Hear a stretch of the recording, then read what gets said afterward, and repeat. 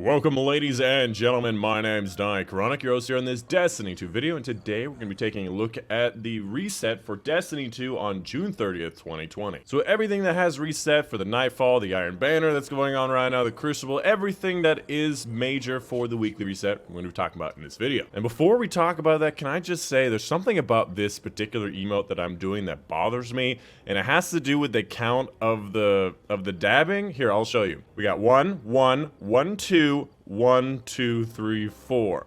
1, 1, 1, 2, 1, 2, 3, 4. Okay, why is there a 1, 2 there? It kind of feels like there should just be another one. I get it.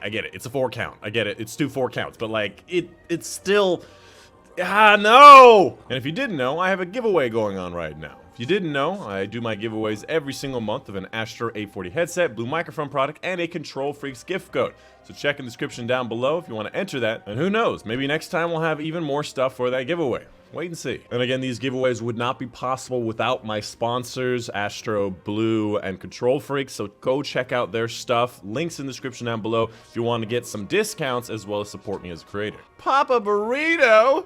Papa Burrito! It's a great name. It's wonderful. We got Lil Jeff and we got Lil Malik.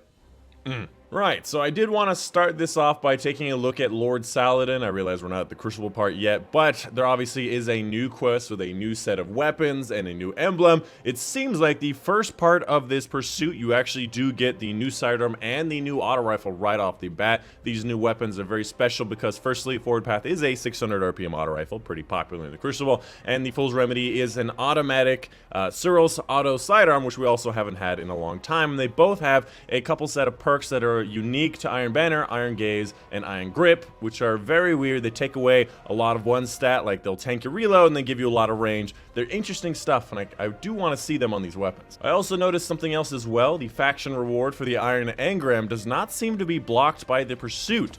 Seems like I can actually just get as many of these as I want without actually having to finish that pursuit. And it does actually drop the new weapons and armor. You can see the little symbol in the top corner. And of course, the available bounties are going to be your Pinnacle gear. So if you want to get lots of Pinnacle gear, Iron Banner, this is all available. Moving on with the regular weekly resets, starting up with the Nightfall Ordeal. The Ordeal this week will be the Strange Terrain. It's going to be Nokris, the end of that Warmind campaign, dropping the Braytech Osprey. And to get 100k on this one is actually fairly easy, considering there's that exploit, which I don't believe they fixed, where you can actually kill the yellow health knight and then throw the ball off the edge. They'll spawn a new knight, and you just keep killing those guys over and over again until the timer has elapsed. So as such, you could probably get the full 100k on Adept, but don't quote me on that. For the regular Nightfalls, we have Garden World. It's going to be the Cyclops of the end, and he drops that one Universal Wave Function exotic ship. Inverted Spire, the Minotaur at the end of that beta mission that we saw, and that's going to be the Trichromatica exotic Ghost Shell, and then finally the Corrupted. The Tech Witch at the end of the Forsaken campaign, she drops the Horsley's Pulse Rifle. Ironically, the fastest one is either going to be Inverted Spire or it's going to be Strange Terrain. I've always said Strange Terrain is the highest scoring and one of the fastest one in the game, so both are pretty fast. The heroic burn for this week will be Solar Singe. The rotating Crucible playlist, other than the 6v6 Iron Banner, where level advantages are enabled, and apparently matchmaking prefers similar skill. We have Mayhem, lots of supers, lots of grenades. Highly recommend you play it if you haven't already, and we also have Breakthrough. Just as a note, the Iron Banner does count as a rotating playlist, so it says Powerful Gear Tier 1, whereas the other one is going to be that Pinnacle Gear +1. As for Reckoning, this week you'll be seeing the Likeness of Oryx. You want to get any one of these things for Reckoning, they are available this week. Keep in mind that some of these are the newer versions, like the Gnawing Hunger, the Night Watch. If these are part of this week, you can in fact get a newer version, which will be sunsetting 5 seasons from now, and on top of that, it will be Void Singe.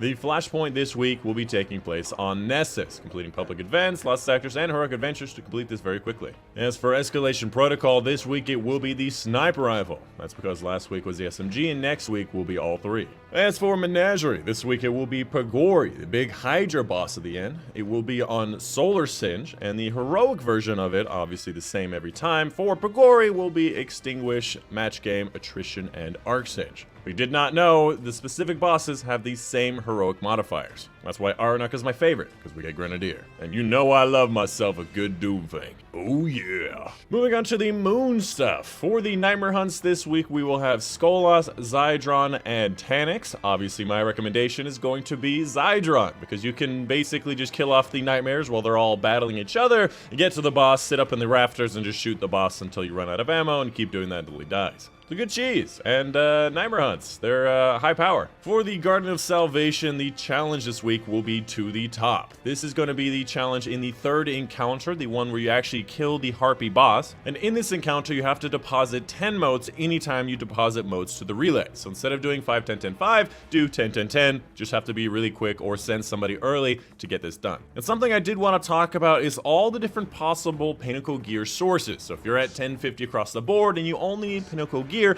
and you forget exactly where all of them are, I'm going to round them out right here. Firstly, the Pit of Heresy, the final boss encounter, and I recommend getting checkpoints because the rest of it is just powerful gear. The other dungeon, Prophecy, again, just the boss fight, get a checkpoint. The entire Garden of Salvation raid, all 4 main drops will give you Pinnacle gear. Shut up! God damn it, Saladin! Shut up! God. I don't care if it's time. Get a frickin' group. Jesus Christ, gotta run out all the way over here just to get some silence. The 100k on the Nightfall Ordeal, those are all gonna be Pinnacle +2s. The next 3 are gonna be Pinnacle +1s. The Vanguard Strike is gonna be +1. The Gambit is also gonna be a +1. And the regular Crucible is also gonna be a Pinnacle +1. And from my memory, that is all of the Pinnacle gears. Everything else will just be powerful tier 1, 2, or 3s. Exotic quests are not Pinnacles. And a lot of the other things that people may think are Pinnacles are not. Those are usually just powerful 3s. And yeah, I just wanted to talk about that because I also forget a lot. Yay, free Bright Dust! Moving on to Eververse's inventory to show off everything that she does have for Bright Dust. First of all, starting at the bottom, Blood in the Water Sparrow. We got this beautiful sparrow with a shark teeth. I think these are 3D and not just 2D painted, but that looks pretty cool. We have an ornament for the Jotun. I didn't even realize we had a Jotun ornament, but that came out in Season of the Undying, so I guess I should know.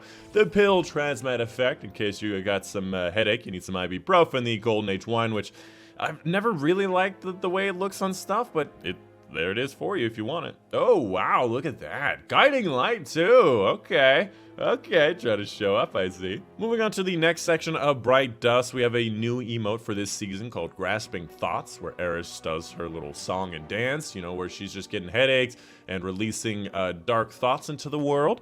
We also have a couple other things like the ship, the sparrow, the ding emote, where you just ding, ding, ding, ding, ding. I just love this emote. It just goes in a circle, those 5 different dings. You got a ghost, you got the ornament for the World Line 0. You want to make it more Osiris-y. A couple other things across the bottom. I recommend the iridescent coral on some certain weapons. It makes it look very interesting. I do like the way it looks on certain things. And of course the Dominus Gall effect. This is one of my favorite transmit effects of all time, and it came out in the Curse of Osiris. And honestly, one of the best, if not the best thing to come out of Curse of Osiris is just, you come in as a flaming angel. It's cool. I mean, that's cool too, I guess, but whatever. Oh no, oh no, no, oh no, oh no, I am, oh no! God dang it. Look at this. Is this not so much more beautiful? Billy Quack! Oh, almighty Billy Quack! Alright, well, okay. Alright, you've got to ask yourself, when you have the choice on Steam to literally make your name whatever the hell you want, you go... Okay, well, he knew I was talking about. You go with Horny 27? You can just go with Horny. Like, why you gotta be number 27? And finally, we have Hawthorne. We're gonna be taking a look at her weekly raid challenges. Starting up with the Last Wish raid, we have Strength of Memory. It's gonna be the boss fight of the Riven fight. All you have to do is not shoot the same eye twice, so if you get a repeat eye, just switch with somebody else. If you're doing some type of cheese strats, you may be able to skip this entirely. I don't know about the new stuff. For the Scourge of the Past raid, we have To Each Their Own. This is gonna be in the boss fight of the raid, and in this encounter, every single person has to destroy one of the shield generators each. And finally, for Crown of Sorrows, we have With Both Hands, also in the boss fight encounter, and in this encounter, you can only shoot down one of the hands once per phase of the DPS. So in the DPS, he'll raise his hands, just have 3 pairs of people, each handle 1 set of hand. Unfortunately, this is one challenge that I actually do not have. Unfortunately. Yeah.